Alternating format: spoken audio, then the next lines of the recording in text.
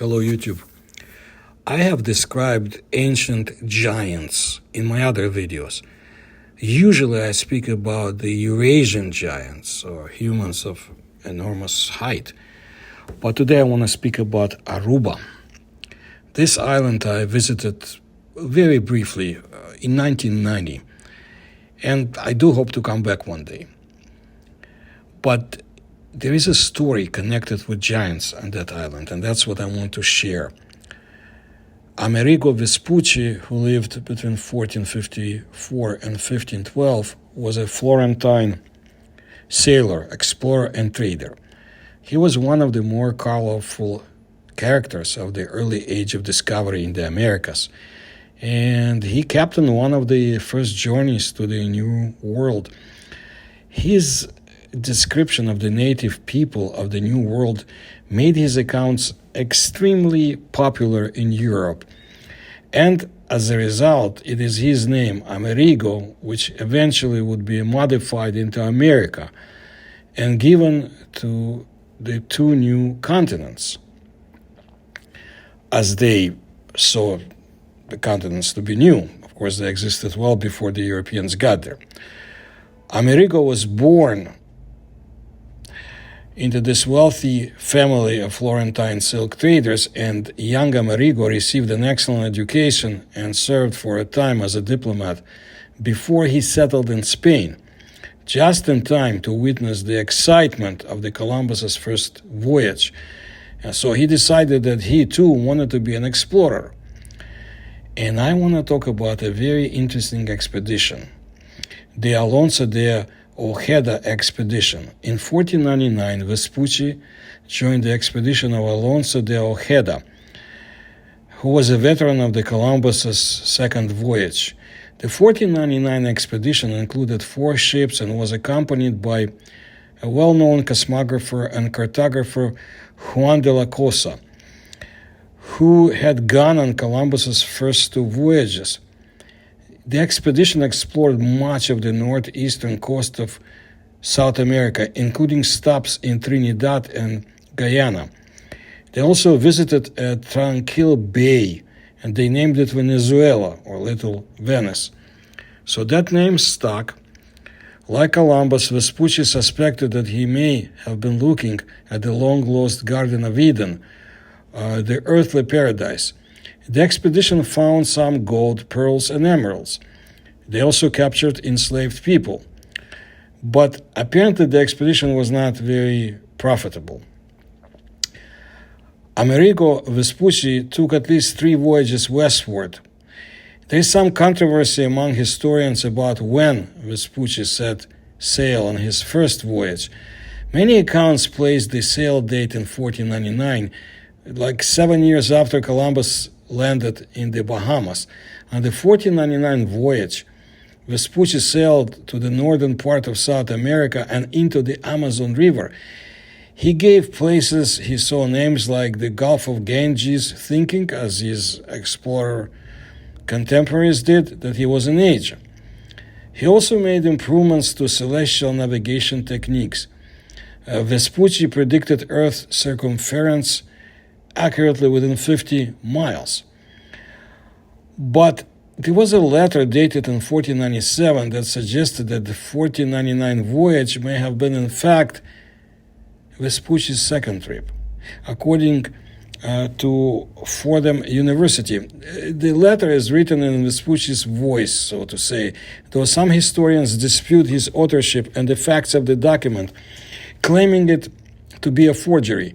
The letter, written to the Gonfalonier of Florence, a high official on the city-state's Supreme Executive Council, accounts a 1497 expedition to the Bahamas and Central America.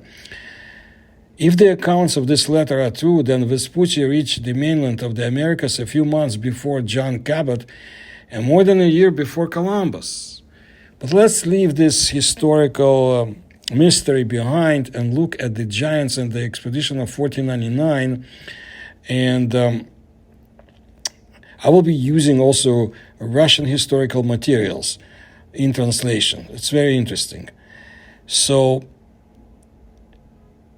Italian explorer Amerigo Vespucci landed on the island of Curacao in 1499.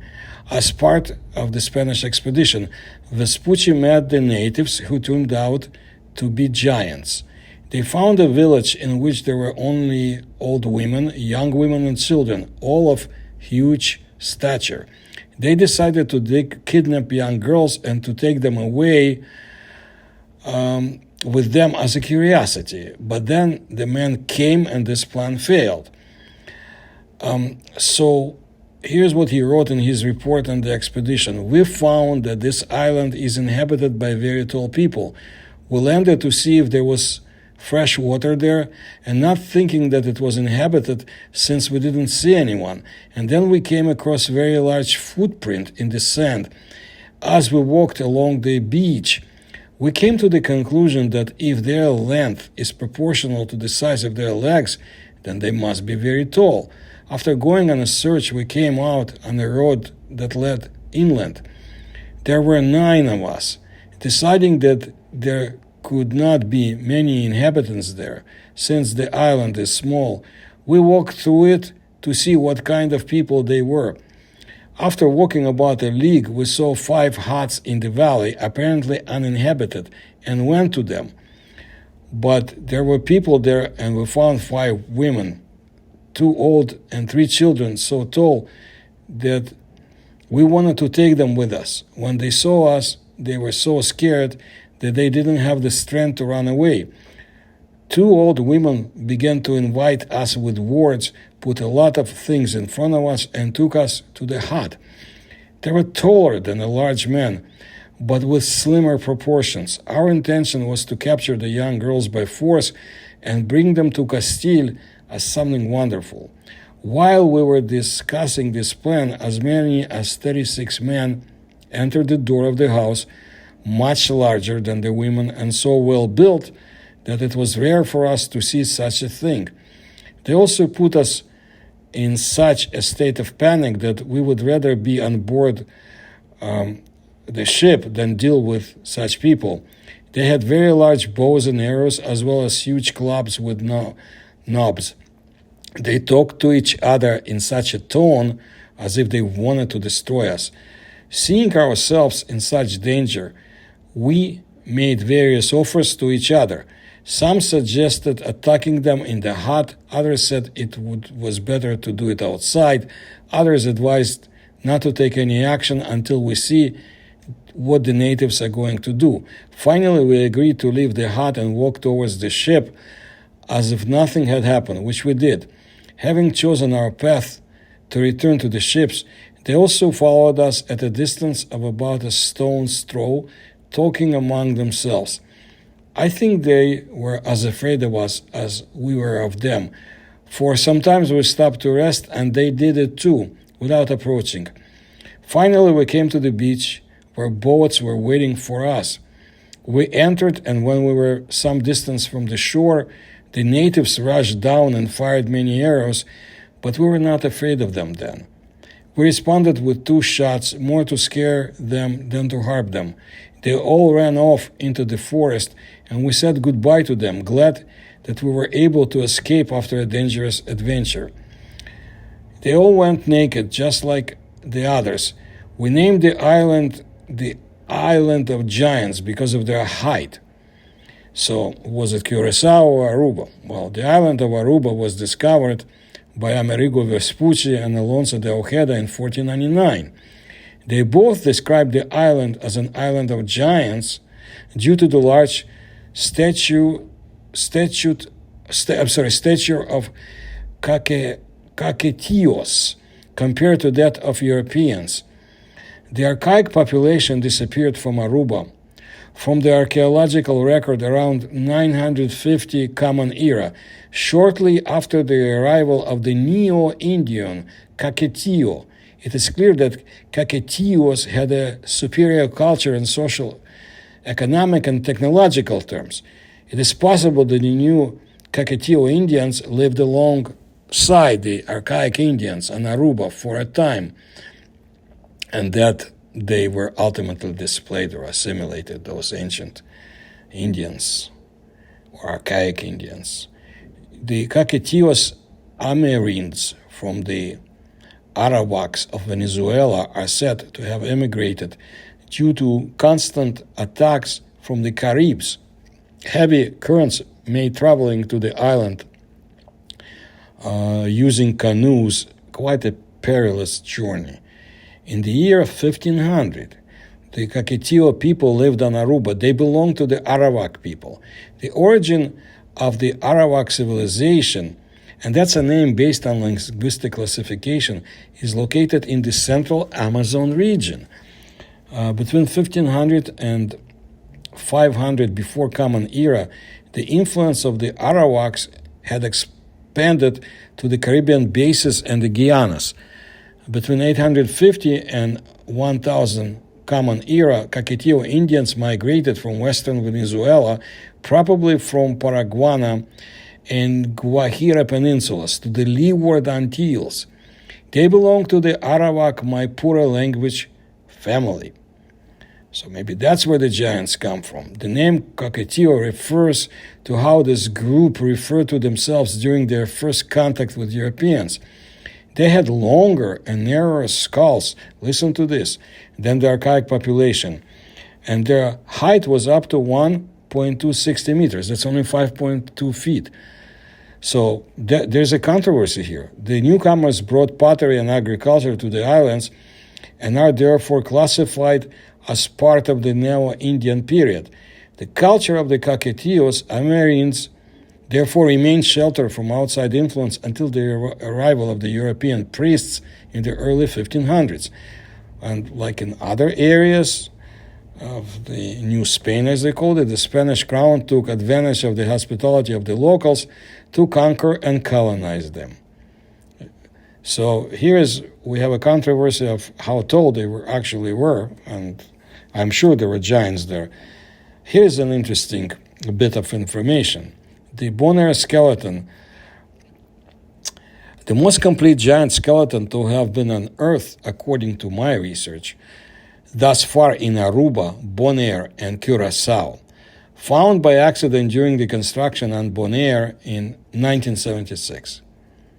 It was the conclusion of the archaeologists that this 760-year-old skeleton confirmed Amerigo Vespucci's claims of giants in the islands in 1499. Although this male is noted to be a minimum of 5 feet 9 inches, the archaeologists concluded that he was most likely taller, approximately 6 feet 8 inches. The skull displayed large eye sockets and a high forehead consistent with the archaic age giant skeletal remains, and it reportedly is housed in the Bonaire Museum. The original inhabitants of Aruba have been sent to Santo Domingo as slaves, leaving the island in a pretty much desolate state. But later they were so-called pardoned and freed by the Spanish king and the Catholic Church. Upon their return to Aruba, some Spanish have also settled on Aruba together with them.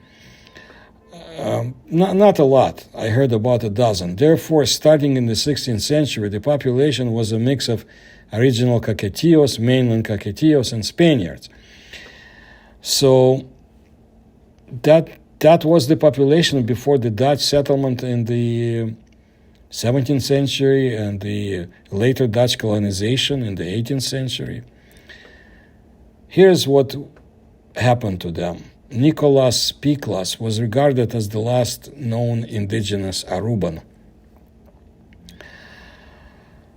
Piclas spoke and understood the extinct language of the original inhabitants of Aruba, adhering to their way of life and customs. He resided in a hut in Savaneta. His diet included sea snails as well as wild herbs. Piclas rejected any involvement in religious practices, as was reported. Around 1840, he was found dead hanging from a tree branch not far from his hut.